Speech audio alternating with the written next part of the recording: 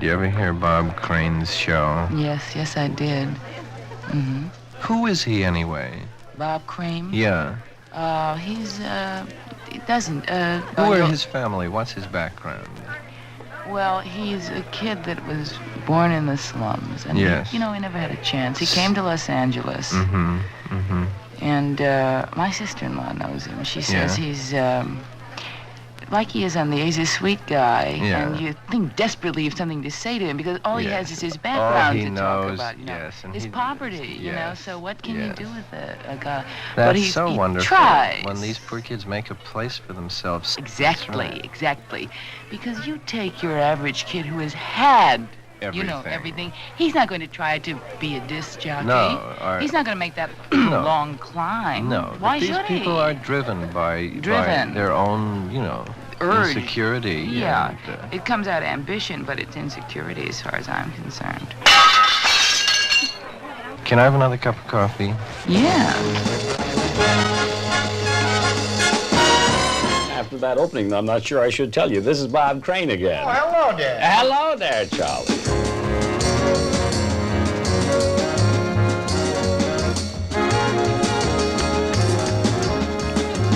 This is our special 5th anniversary program for the next 45 minutes.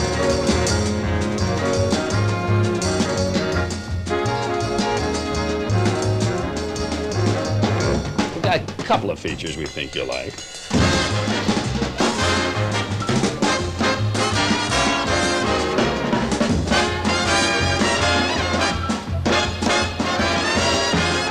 For instance, we're going to have Jonathan Winters, who was our in-person guest during this past year, with us. We're going to have Nichols and May again, and so many other people. And we do hope you'll stay with us because this show is just for you, dear.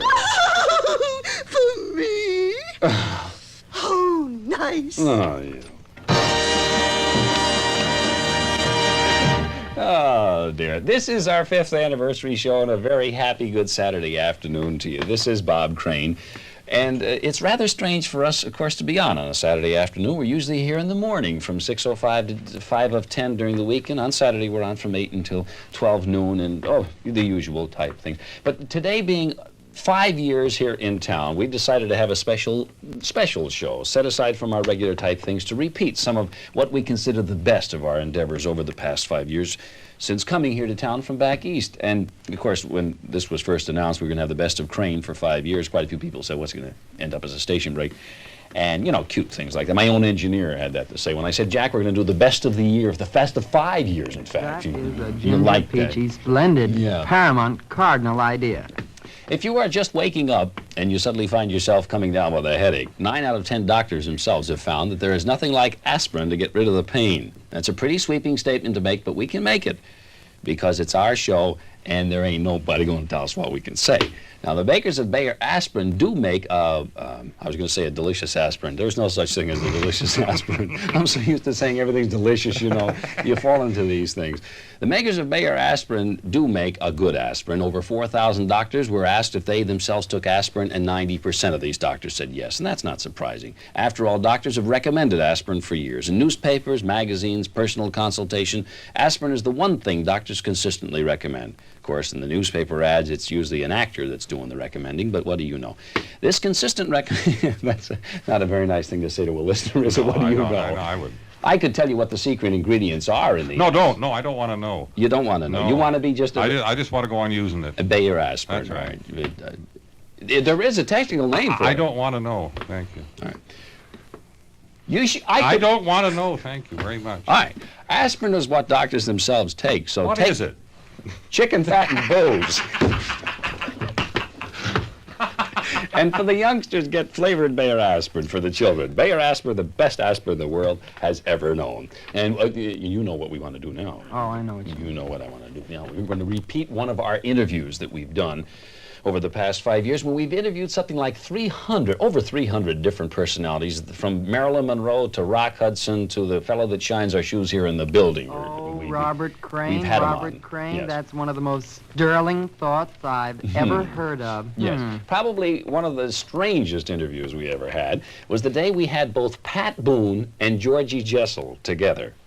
It was one of those things. It was actually a goof up in our calendar, and they both ended up here. And here we've got Georgie Jessel, who originated everything that could possibly be thought of in life, and Pat Boone, who doesn't drink, he doesn't smoke, he doesn't, he uses no profanity. And in fact, I was asking him how come his movie company, known as Coogamooga, where did he get the name? And Pat said it's because when he gets mad lots of times, because he doesn't use profanity. And I found myself, yeah, just not meaning to, but I found myself saying great Coogamooga now Yep. and then, you know, because I don't swear and I sometimes have to say something. You don't kiss or anything, do you? No, I don't kiss, swear, drink. I just wear white shoes and have children. What do you think of that, George? What do you think of that? I mean, Well, I think that I know what to think of it, but I'm not going to say it. he's a liar? No.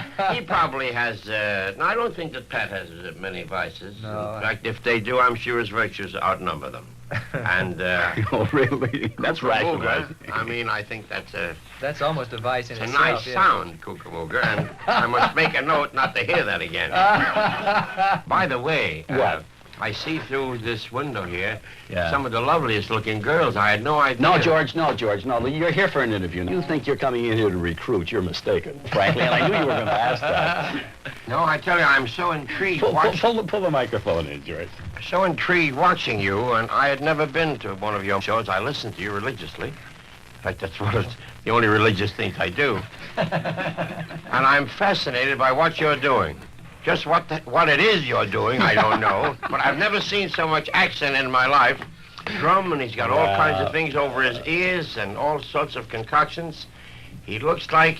I'm trying to think of what he looks like. He looks like an astronaut. That's what he looks Either like. that or a Jew who's gone mad. Oh, dear. Well, that'll give you an idea of what's been happening over the past 5 years with our interviews. Georgie Jessel and Pat. What did you think of that, Jack? Jack Chapman, by the way, is our Jim Dandy engineer. Been with us over 5 years now. What did you think, Jack? Huh? What did you think of the interview? We just played a portion of the interview. Oh, I'm sorry, I wasn't listening. Thanks a lot.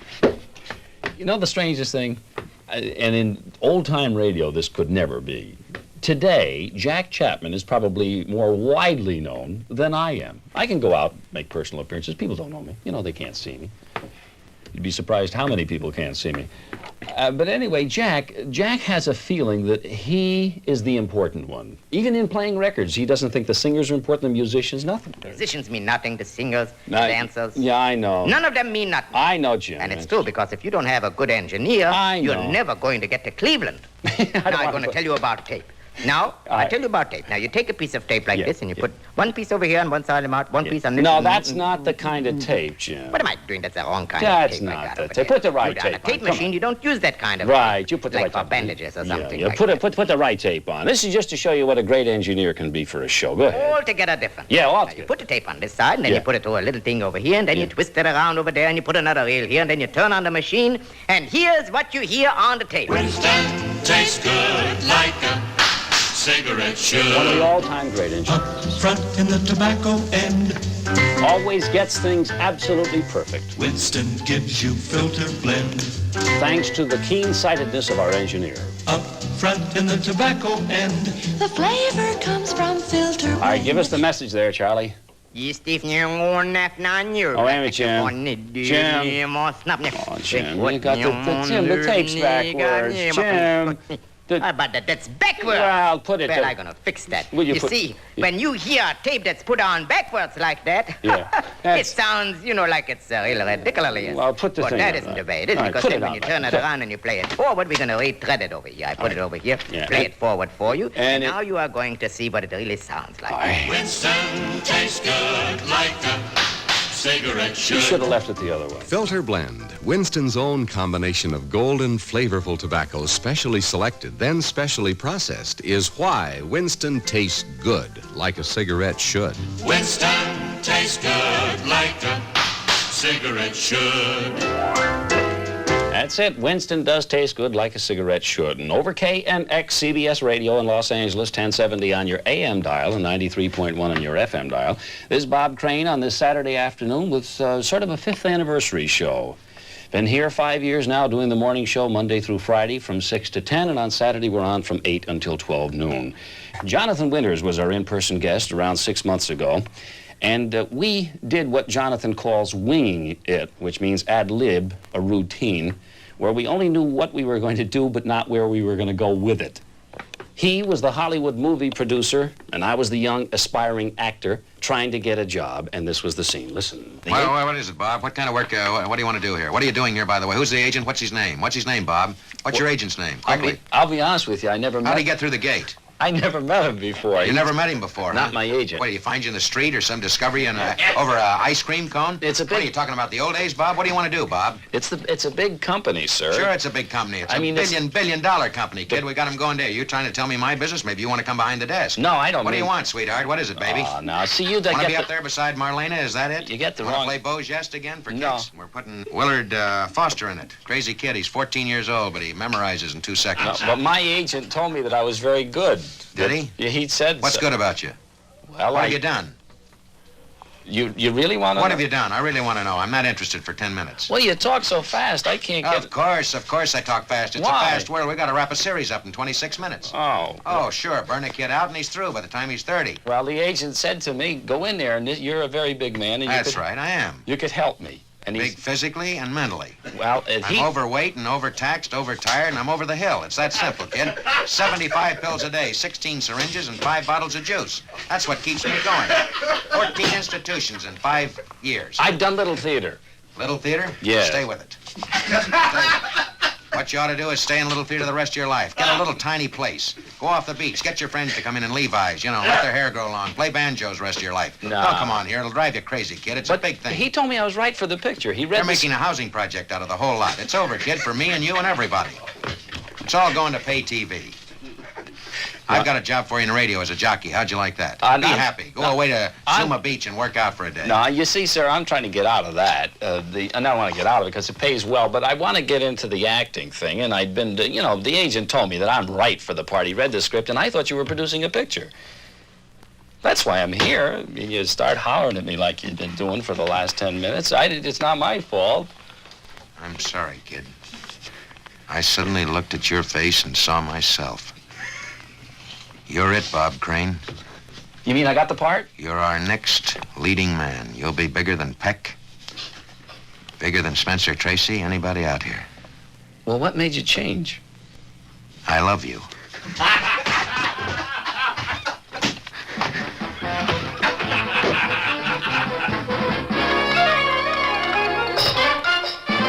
That's it. Jonathan Winters and yours truly doing the movie producer and the aspiring actor. And by the way, I never did get the job. And I want to thank Jonathan for taking the part. You were taking a part there, Jonathan, right? Yes, I was. Come on. It's not your voice. Look at the time. It means we've used up everything we possibly can. We've played what we felt were the best portions of our last 5 years here on the station. I must say, when Bob Crane puts his mind to something, we are certainly winding up with thrills, aren't we? Yes, and we would like to thank the over 300 people who have been our guests over the past 5 years for being with us, and everyone for listening today. And this is Bob Crane. I also want to thank our fine engineer, Jack Chapman, who spends so much time with us, of course. My time is your time. All right, Jack, come on, please. I'm just a beggar. Wouldn't it be funny someday if I found out he was really Rudy Valley? This is Bob Crane saying until Monday morning, early in the morning. Goodbye, hon.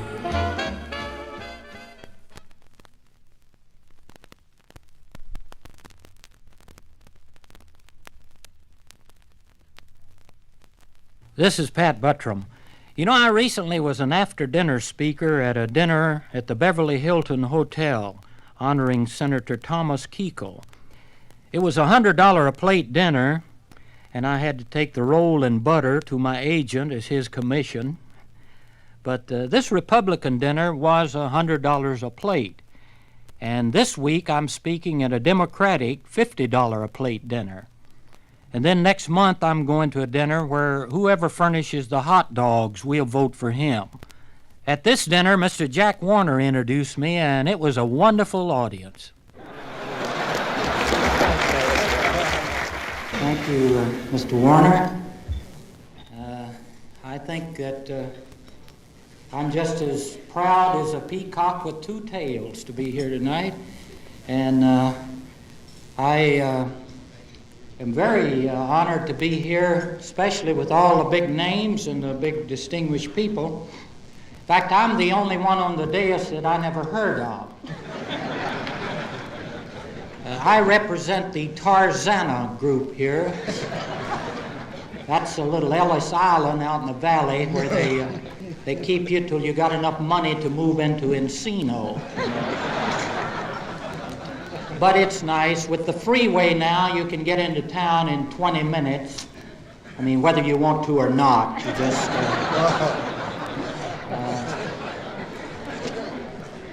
in fact, it's the only time I was ever in a traffic jam going 60 miles an hour. That's our freeway there. It's... the only thing, the cars go right, they jam right up against your rear bumper. You know, you ever notice that? They just right behind you, as if they're trying to determine the sex of your car or something. I don't know, it's terrible.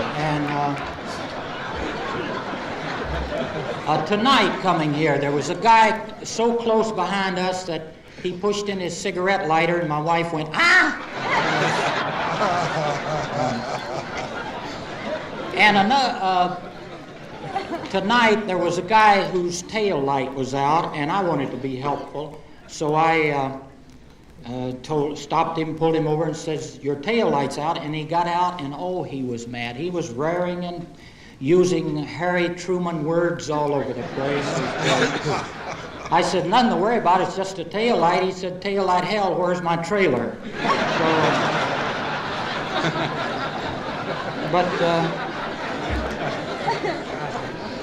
I want to thank Mr. Warner for inviting me here. He's one of our fine, great after-dinner speakers.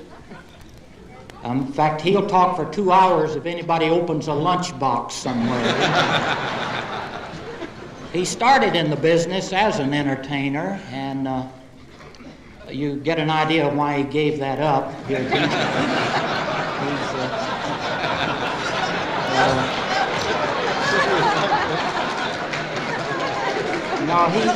He's now on the production and the management end of it. In fact, it is said that Mr. Warner can take a star and overnight make them an unknown in this town.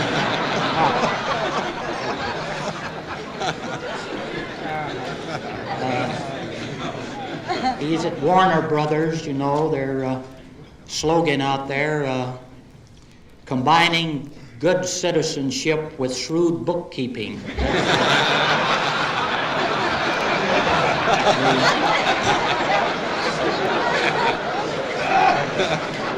So I mention all this because I was bringing up a point here, because I heard him talking to Senator Kuechel, and I just heard one sentence, and it worried me a bit.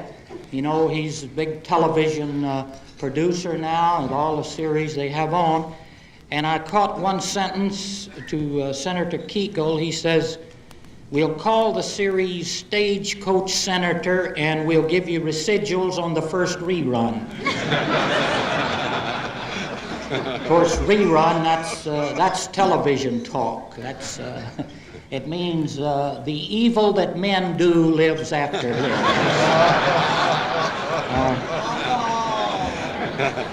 But I wanted to sort of warn Senator Kuechel about going into television. I mean, we can do better than that in town for you. We could get you on the Untouchables. There's a part they're looking for there. They need a tail gunner on a beer truck in one of the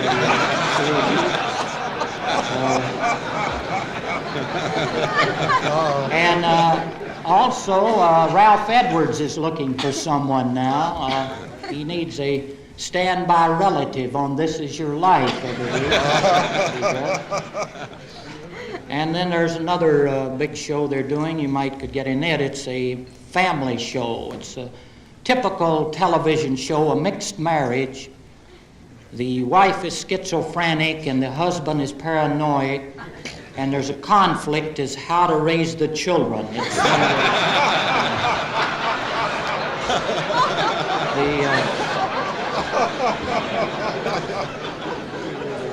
or we can get you in a doctor series, Dr. Ben Keekle, we may could do, where you operate while you're smoking a Marlboro, the sponsor's product, you know, and they operate on you with the smoking. Use your navel as an ashtray, you know. If you're laying on your back, that is. You know.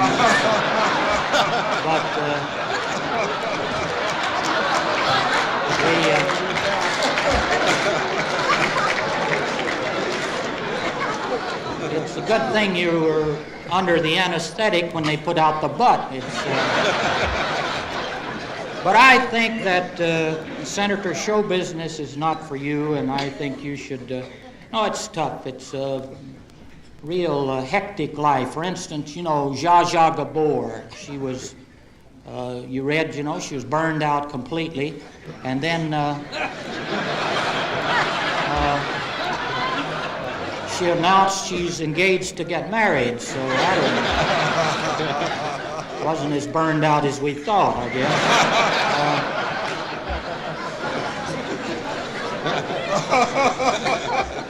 It's a real tough business, Senator. Like, there's a good friend of ours, Sammy Davis, and he's having trouble. He has changed religion, and it's now when he goes down south, they won't let him on either end of the bus. You know?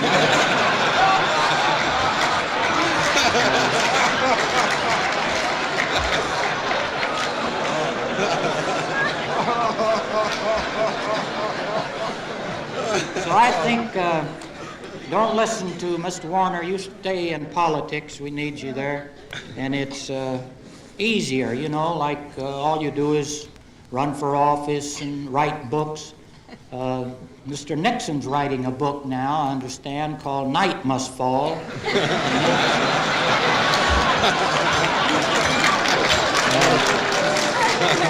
But I don't want to get mixed up into that, because a lot of people think that Mr. Nixon should be the governor. A lot of them think Mr. Knight should be.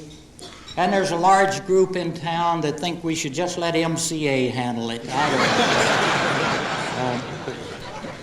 But the main thing, Senators, you stay there and stay healthy. You know, you have to take care of yourself, because I remember in the mayor's race now, Mr. Polson, he had trouble with his voice. He kept saying things.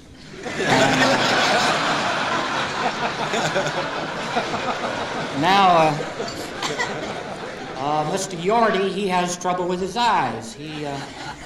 And his eyesight's been very bad. I mean, did you see a picture of that secretary he fired?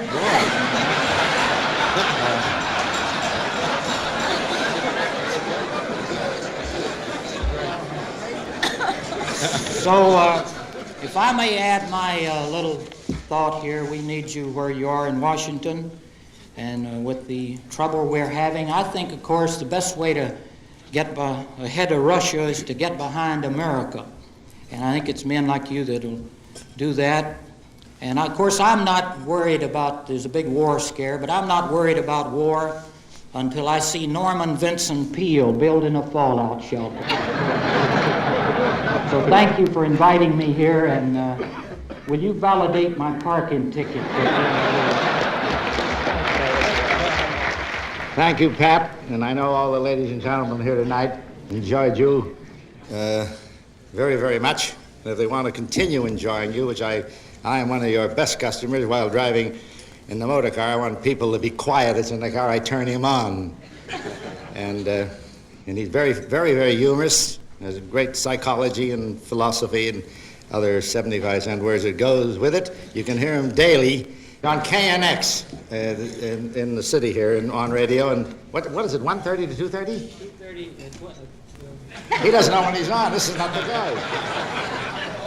12:30 to 2:30. Oh, 12:30 to 2:30. He takes him 2 or 3 hours to sell that butter. But however, he's very humorous and a fine gentleman. I know we all appreciate you coming. And we thank you, and I hope to see you again at the same prices. Well, that's enough of that. Anyway, another big dinner I was privileged to toastmaster was at a famous actors club here in Hollywood. And even though the tape pickup is a little bad, I wanted to give you my introduction to one of the distinguished speakers on the dais, a struggling young comedian that I brought on this-a-way. We are very honored. Our next guest is shooting his TV show today and came here and has another engagement to go to later. We're going to call on him now. He has kind of a reputation of being a little tight with the money, but he's been great to us maskers. I know Joe Frisco used to say Benny is always good for a 5 or a 10, and even a quarter sometimes.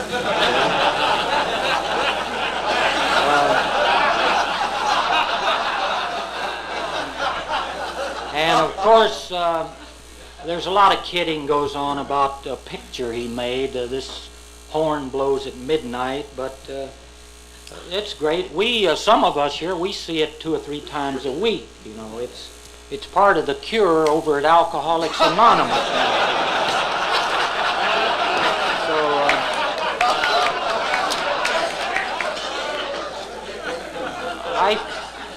I think for the great good that he has done us there alone deserves a great welcome from Mr. Jack Benny.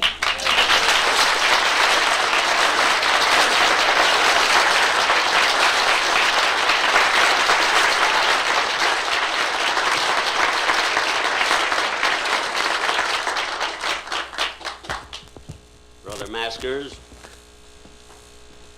fellow monologist.